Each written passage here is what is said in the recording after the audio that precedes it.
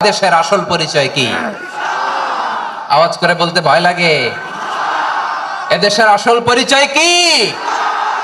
ইসলাম দিয়ে আমাদের সংসদ ভবন চলুক, আমরা চাই কি চাই না? বঙ্গভবনে লা ইলাহা ইল্লাল্লাহর পতাকা উড়ুক, আমরা চাই কি চাই না? প্রতিটি জেলা অফিসে, ডিসি অফিসে লা ইলাহার পতাকা ঝুলুক, আমরা চাই কি চাই না? কারা কারা চাই হাত তুলে আল্লাহরে দেখায়। জাপানের দুইটা উদাহরণ দেই, খেয়াল করে একটু শুনেন, বুঝবেন। আল্লাহ, 2022 সালে জাপানের সাথে জার্মানির খেলা, ফিফা ওয়ার্ল্ড কাপ 2022। এক পক্ষে জাপান, আরেক পক্ষে কোন দেশ? কথা শুনে নাই। এক পক্ষে কোন দেশ? আরেক পক্ষে? সবাই এক পক্ষে, আরেক পক্ষে। ওই খেলায় জিতেছিল জাপান, জিতেছিল 22 সালের এই ফিফা ওয়ার্ল্ড কাপে জাপান ফুটবল খেলায় জিতে as a part of their celebration তারা খেলার পরে পুরো স্টেডিয়ামটারে ক্লিন করে। The fan base of Japan, লক্ষ লক্ষ মানুষ খেলা দেখতে যায়, তো এত ডাস্টবিনও তো নাই, তো যারা ডাস্টবিনে জায়গা পায় নাই তারা এই যে চকলেটের প্যাকেট, পানির বোতল, চিপসের প্যাকেট তারা এদিকে সেদিকে রেখে দিয়েছে। জাপানের ভক্তরা, জাপানের ফলোয়াররা as a part of their celebration তারা খেলার পরে পুরো স্টেডিয়ামের সব ময়লা আবর্জনা ক্লিন করে তারপরে বিদায় নিয়েছে। তাদেরকে কি ক্লিন করার দায়িত্ব দেওয়া হয়েছিল? এই যশোর, জাপানের যে ছেলেরা খেলা দেখতে গেছিল ওদেরকে কি ক্লিন করার দায়িত্ব দিছিল? তারা কি স্টেডিয়ামের পরিচ্ছন্নতা কর্মী? তাদের আকল, তাদের সিক্স সেন্স তাদেরকে বলেছে। ছোটবেলা থেকে জাপান গভর্নমেন্ট ওদেরকে এত পরিচ্ছন্নতা শেখায়, ক্লিনলিনেস অ্যাওয়ারনেস ক্যাম্পেইন করায়। ক্লাসে আমি দেখেছি, ক্লাসে নিজের বেঞ্চ নিজে মুছে, ক্লাসের মাঝখানে একটা সময় দেয়, নিজের টেবিল নিজে মুছে, নিজের ক্লাসরুমটা নিজে পরিষ্কার করে। রাস্তাঘাটে একটা ধুলা নাই, ময়লা নাই, একটা টিস্যু নাই। খেলার পরে গোটা বিশ্বকে তাক লাগিয়ে দিয়েছে। জাপানের ফ্যানরা সবার রেখে যাওয়া গার্বেজ, টিস্যু, বোতল পরিষ্কার করে তারপরে স্টেডিয়াম থেকে বিদায় নিয়েছে।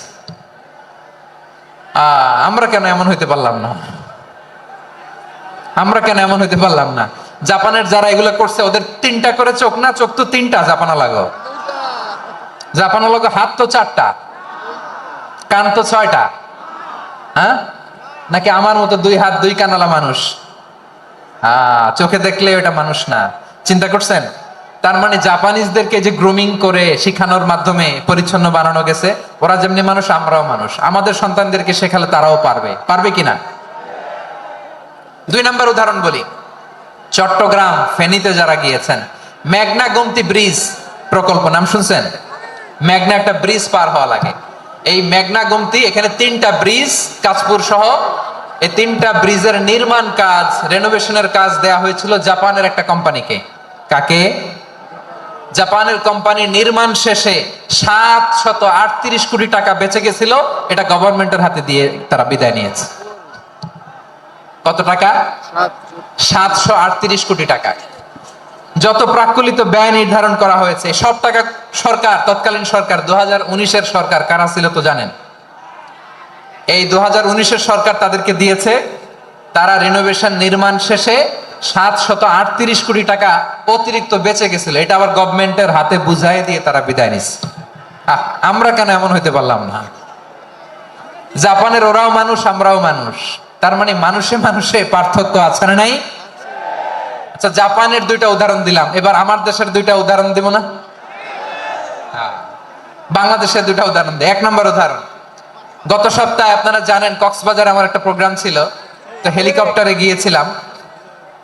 ফেনী জেলা যখন পার হচ্ছি আমি দেখলাম 3টা উইন্ডমিল। উইন্ডমিল চিনেন তো? বিশাল পিলার, 3টা 4টা পাখা থাকে। বায়ু বিদ্যুৎ কেন্দ্র, বাংলাদেশের প্রথম বায়ু বিদ্যুৎ কেন্দ্র এটা।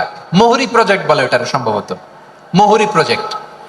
তো সাগরের বাতাসের ঝাপটায় এটা ঘুরে এনার্জি হয়, ইলেকট্রিসিটি উৎপাদন হয়। তো আমি পাইলটকে বললাম, ভাই এগুলো থেকে কেমন ইলেকট্রিসিটি উৎপাদন হয়? কয়, হুজুর একটু হয় না, কিছুই হয় না। কিছুই হয় না মানে? বলে, হুজুর বাংলাদেশে যত উইন্ডমিল আছে এটার পাখা একটাও ঘুরে না। আল্লাহ, বলেন কি? তাহলে যে কোটি কোটি টাকা ব্যয় করে যে উইন্ডমিল, কয় হুজুর ভিতরে ফিটফাট, উপরে ফিটফাট, ভিতরে সদরঘাট।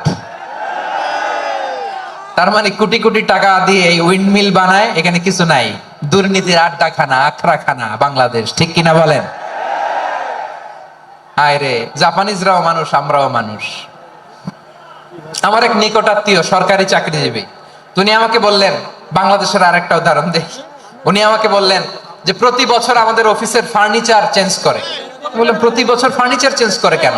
বলে যে ফার্নিচার নতুন পারচেজ করলেই তো এখানে টাকা, নতুন কিনতে পারলেই টাকা, নতুন উন্নয়নের সবক শোনাতে পারলেই টাকা। প্রথম আলোর রিপোর্ট, কি আলো?